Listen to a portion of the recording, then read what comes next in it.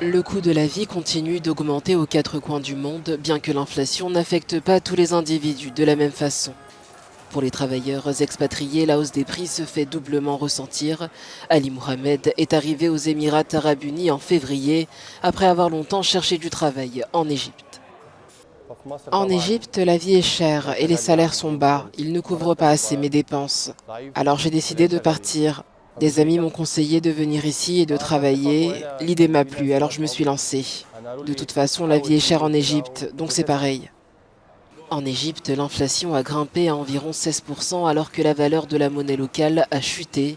Younis, manager d'un restaurant aux Émirats, affirme être constamment contacté par des Égyptiens à la recherche d'un emploi. Ces derniers temps, le nombre de personnes à la recherche d'un emploi a beaucoup augmenté, surtout en provenance d'Égypte. Nous sommes un restaurant égyptien, alors beaucoup d'Égyptiens viennent ici pour trouver un emploi. C'est pour cela que nous recevons beaucoup de candidatures.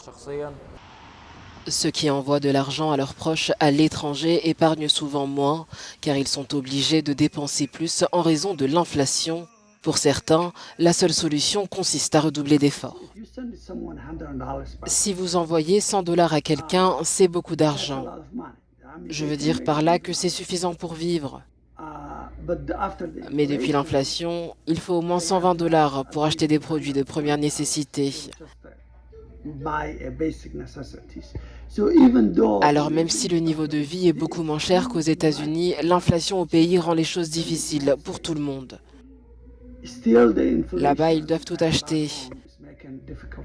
Et mes proches m'ont dit que le prix de quelques articles a doublé. Le Fonds monétaire international estime que l'inflation mondiale culminera à 9,5% cette année, mais dans les pays en développement, le pourcentage sera plus élevé.